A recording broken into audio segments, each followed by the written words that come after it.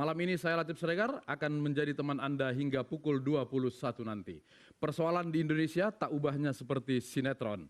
Berseri tiada habisnya dengan drama dan konflik yang selalu dibangun untuk membuat publik selalu menyukai sinetron tersebut. Belum usai persoalan yang lama, kini tiba persoalan baru. Adanya pertemuan yang diduga melibatkan ketua DPR dengan pengusaha perusahaan dari Amerika. Bahkan ada nama presiden dan wakil presiden yang disebut-sebut di sana. Repotnya Freeport, siapa catut siapa?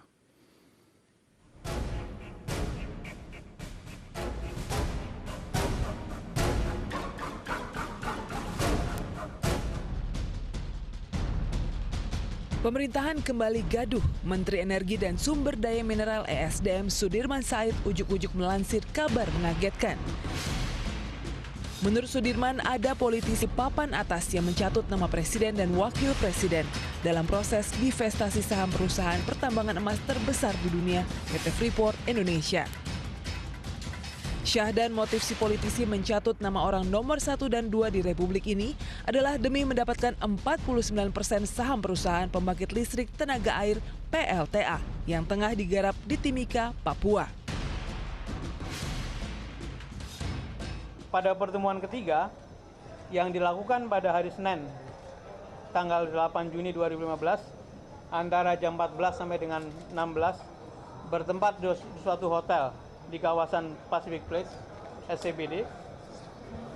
Anggota DPR tersebut menjanjikan suatu cara penyelesaian tentang kelanjutan kontrak PT Freeport dan meminta agar PT Freeport memberikan saham yang disebutnya akan diberikan kepada Presiden RI Joko Widodo dan Wakil Presiden RI Yusuf Kala.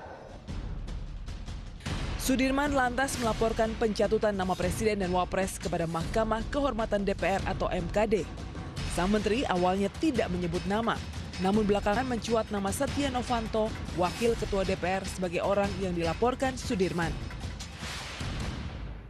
Terang saja kegaduhan kian menjadi, apalagi dari transkrip percakapan yang beredar yang konon menjadi laporan Menteri Sudirman ke MKD tidak ada kalimat dari orang yang diduga Setia Novanto yang bernada mencatut nama presiden atau wakil presiden. Kita juga tidak akan membawa nama-nama yang bersangkutan dan beliau-beliau karena tentu saya harus berhati-hati. Saya nggak pernah ketemu Pak Sudirman atau saudara Sudirman secara khusus masalah-masalah yang berkaitan dengan masalah ini ya. Yang jelas saya pernah datangan di mana beliau minta menjelaskan di kantor kami ya.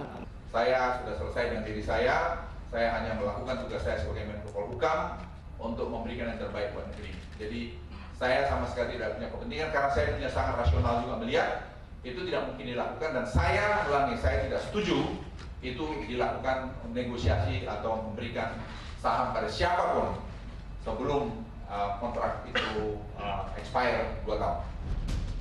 Sejauh ini, Wakil Presiden Yusuf Kala awalnya bersikap keras, sementara Presiden Joko Widodo seakan tidak ambil pusing. Alhasil, kegaduhan ini sepertinya akan sulit mendapatkan kejelasan.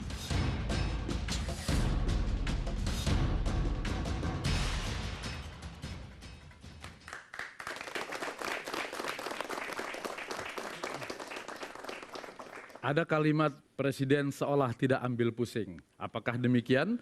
Kemarin presiden secara bercanda bilang, saya tahu persoalan itu disebut orang seperti papa minta saham. Mungkin ini adalah kaitan dengan mama minta pulsa yang sekarang ditangkap oleh polisi. Kita akan bahas nanti, tapi seperti biasa, saya tidak sendirian, ada Cepopong yang akan memimpin sidang ini. Selamat malam, Ce. Selamat malam. Silakan dibuka.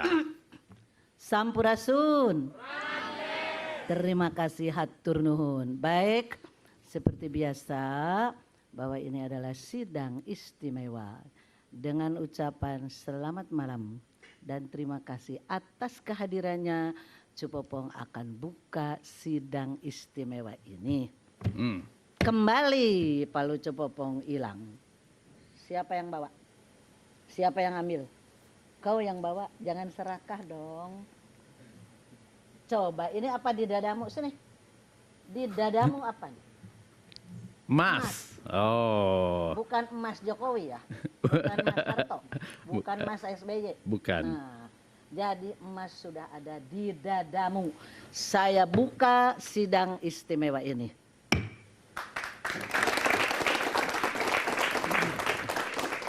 Mangga biasa, ada tata tertib ya, walaupun hanya beberapa detik.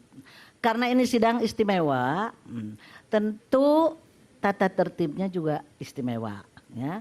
Yang pertama, siapapun yang ada di ruangan ini, kanan, kiri, oke, juga depan, silahkan untuk menyampaikan sesuatu. Dengan catatan, jangan memotong pembicaraan orang lain. Terkecuali kalau sangat terpaksa.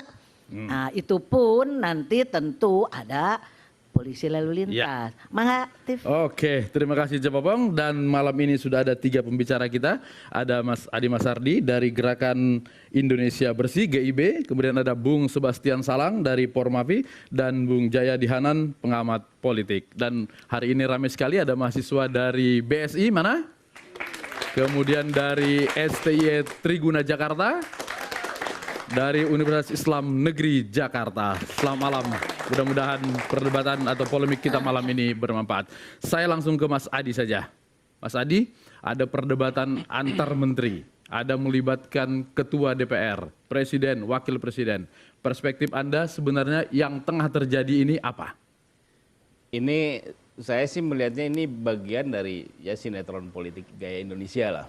Karena baik Sudirman Said maupun Setia Novanto kan nih di lapangan kita tahu lah sama-sama lah.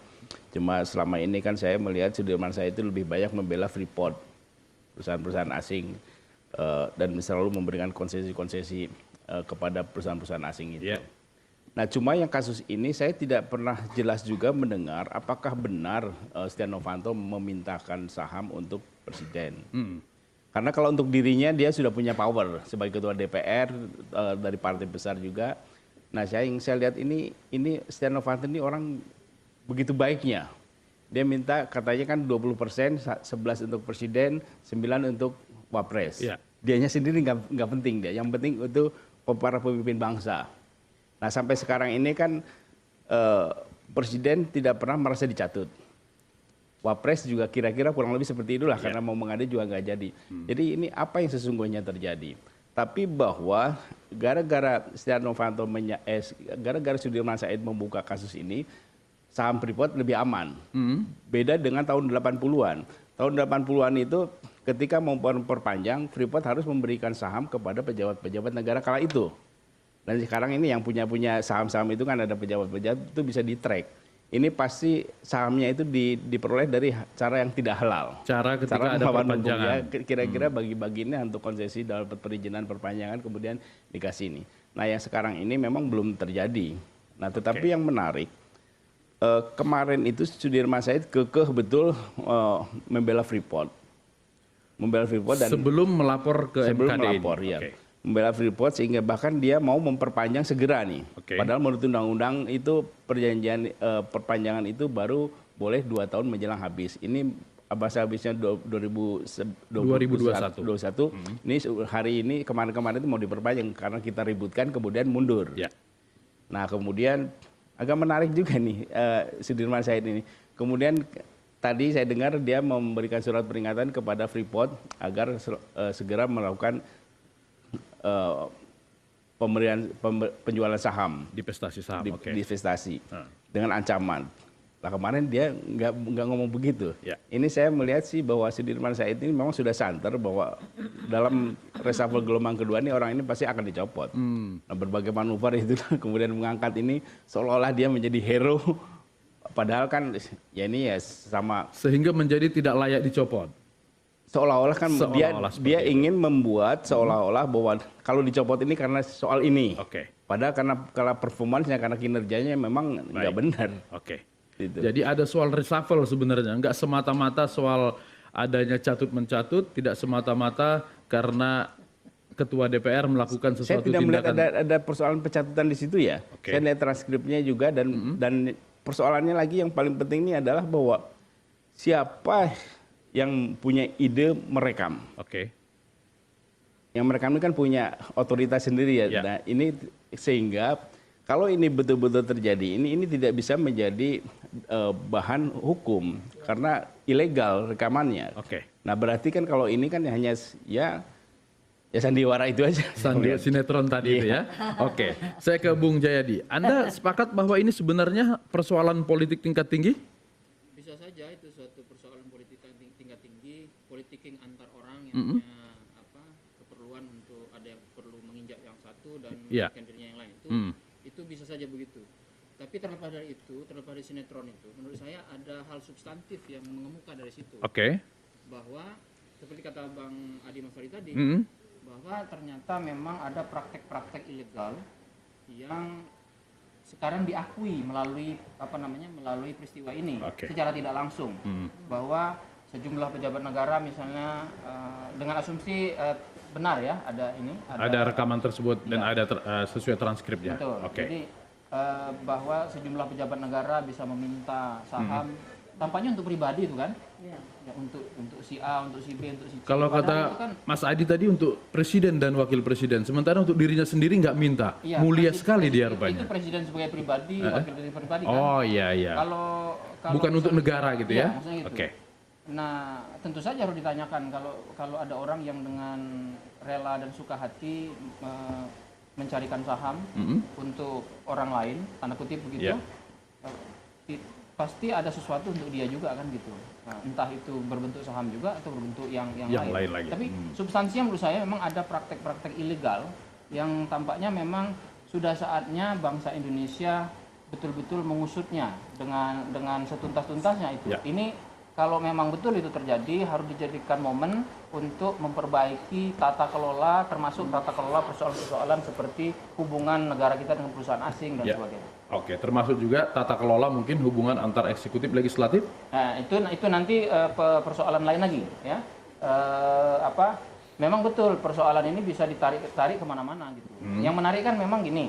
Sebetulnya isu ada orang mencatut nama pejabat kan biasa ya, biasa gitu. Kayak termasuk mencatut nama perusahaan sebagainya melalui SMS mama minta pulsa dan sebagainya kan itu kan biasa kan. Tapi yang menarik di sini adalah yang diduga mencatut adalah orang petinggi negara, pejabat negara sangat berkuasa ya, ketua DPR yang diduga ya sekali lagi. Kemudian yang melaporkan itu menteri eksekutif gitu. Jadi ini kalau tidak dikelola dengan benar isu ini bisa isunya melenceng ke persoalan pertarungan antara eksekutif lawan legislatif. Nah, atau bisa juga antar menteri? Itu di kalangan eksekutifnya ya, tapi bisa juga antar eksekutif legislatif.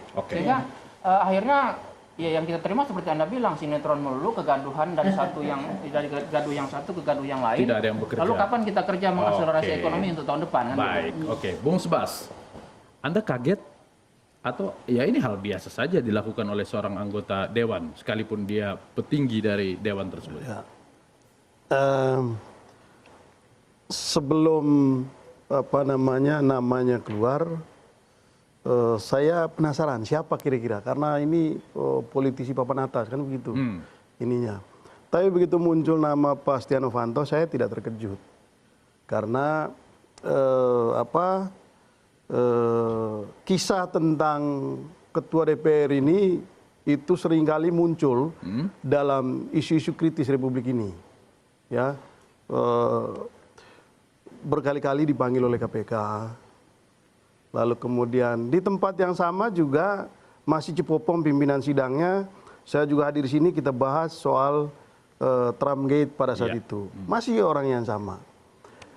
Itu satu. Yang kedua, ini orang politisi yang luar biasa, tapi juga pengusaha kawakan. Gitu.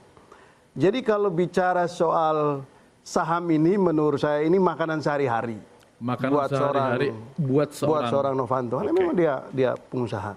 Nah, lepas dari perdebatan ini legal atau ilegal rekaman ini, tapi dengan rekaman ini publik bangsa ini jadi tahu bahwa ada permainan seperti ini, ya, ada permainan yang dilakukan oleh elit bangsa ini yang kira-kira untuk mendapatkan kekayaan yang tidak terhitung itu ternyata dengan cara yang seperti ini. Oke. Itu manfaat dari rekaman ini. Soal nanti ini legal dan ilegal atau ilegal itu perdebatan sendiri. Biarkan itu menjadi perdebatan aparat penegak hukum gitu. Lalu yang lain yang saya cermati dari rekaman ini, dengan rekaman ini juga akhirnya mengurai beberapa pihak yang terlibat di situ. Dan itu menarik.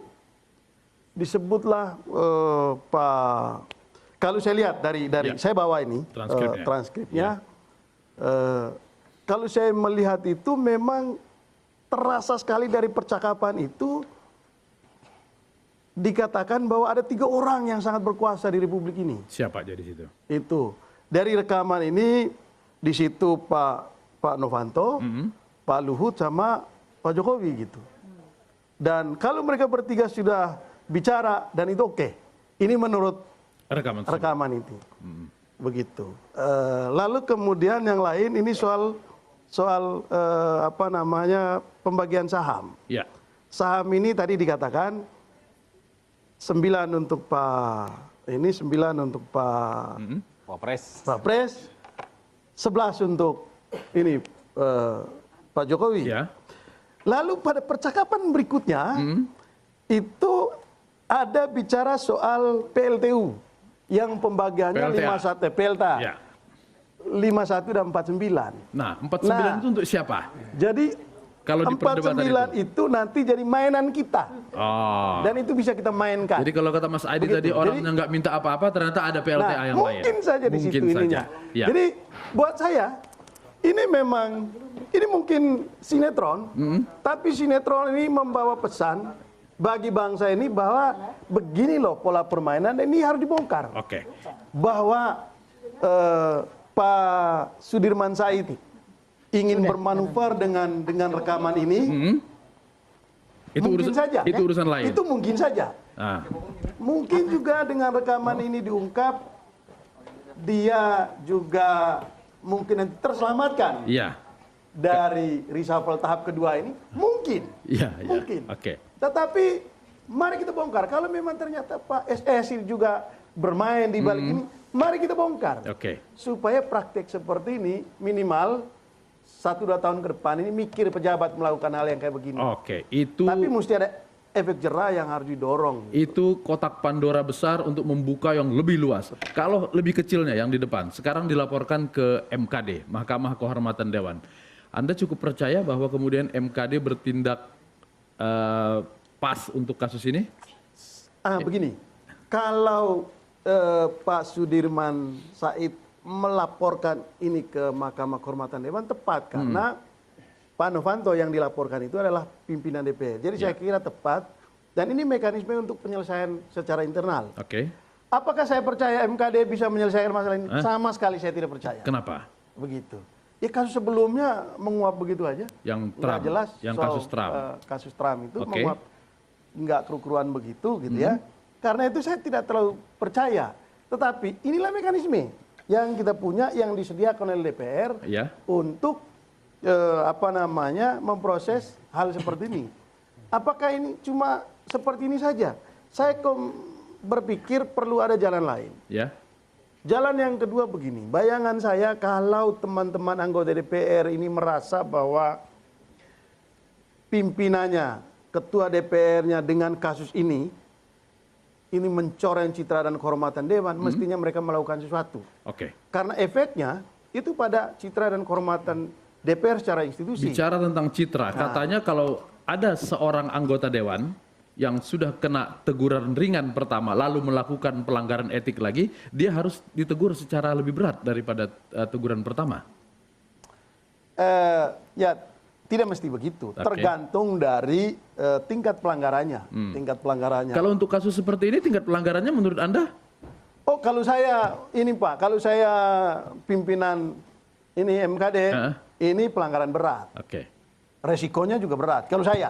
Kalau saya ini pelanggaran berat. Gitu. Baik, tahan dulu. Kita akan dengarkan bagaimana penjelasan Pak Setia Novanto tentang pertemuannya dengan Freeport. Merasakan bahwa saya sejak awal sudah ada hal-hal yang sangat mencurigakan di dalam hal pertemuan-pertemuan saya gitu. Jadi yang pertama ini memang Pak Arya jadi Presdir saudara MS ini minta waktu ke sini.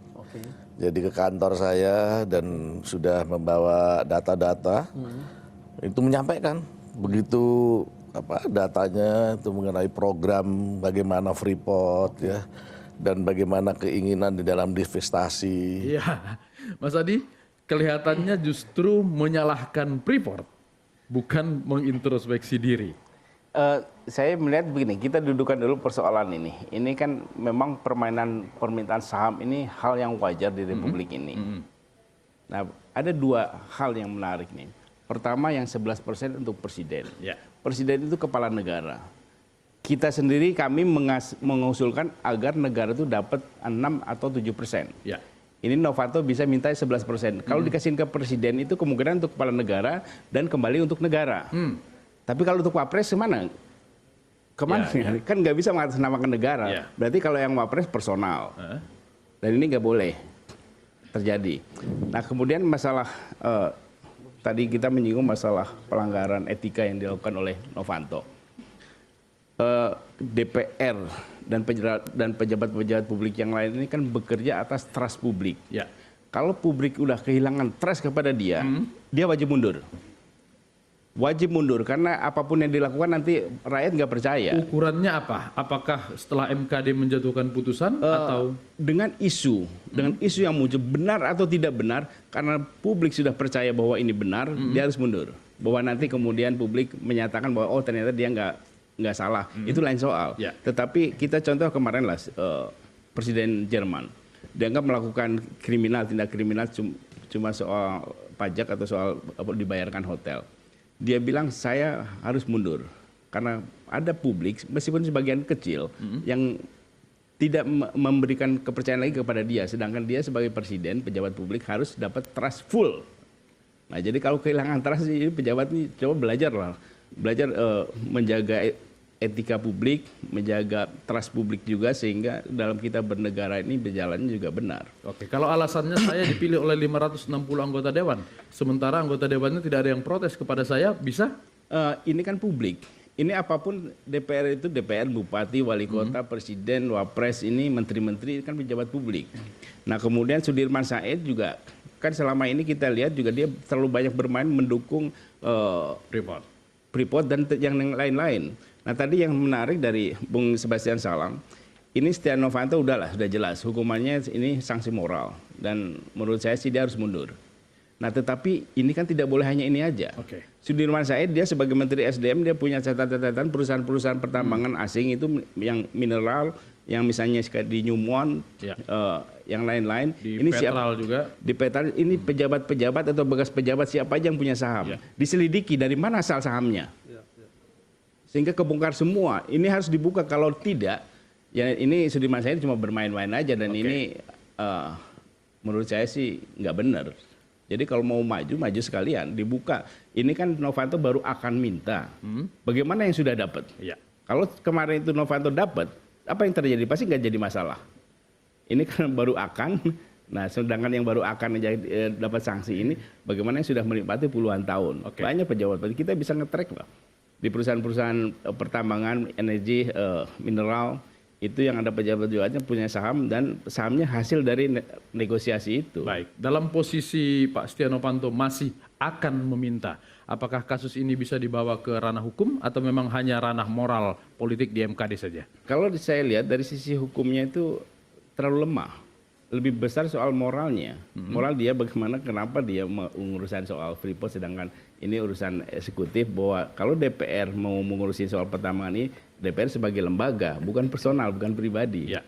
Gitu. Oke, saya ke Bung Jayadi lagi. Kalau targetnya adalah kemudian trust publik sehingga kemudian pejabat publik yang seperti ini harus out atau seperti kata Bung Sebas tadi membongkar keseluruhannya. Apakah ini tidak akan menimbulkan kegaduhan yang lebih parah?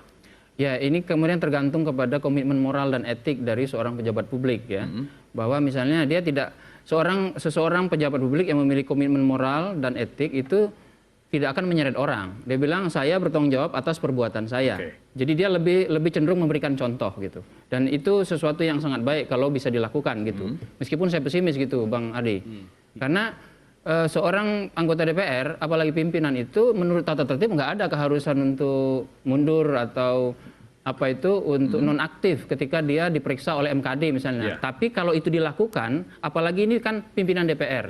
Karena kalau misalnya MKD itu kan nanti apa namanya mau tidak mau akan memanggil Pak Setia Novanto gitu. Nanti kan ada prosedur administrasinya itu. Nah nanti kan ada konflik interest, kan akan melibatkan pimpinan juga.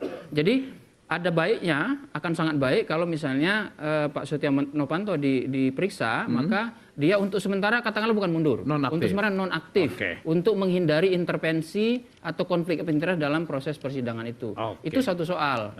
Tapi sebenarnya ada dua soal lain. Jadi kita kan bicara soal etik tadi. Jadi ini soal etik. Yang kedua ada soal politiknya. Yang ketiga ada soal hukum. Jadi yang ada mungkin etik, terkait. ada politik, ada hukum. Agak panjang, tahan dulu. Nanti kita lihat di sesi berikut. Saya persilakan Cepopong. Mangga. Tiff, salah satu hobi Cepopong adalah membaca. Pada waktu Cepopong umur 9 tahun, Cepopong baca buku yang judulnya Karena Emas di Pulau Papua. Ada. Dan itu orang bule yang pada datang ke sana, diantar sama yang hitam-hitam. Berarti si orang bule ini, walaupun waktu itu belum Freeport, itu sudah lama mengeksploitasi emas kita. Ironisnya masih sangat miskin orang Papua itu di sana. Itu kan sangat ironis, ya kan? Yuk kita berhenti dulu.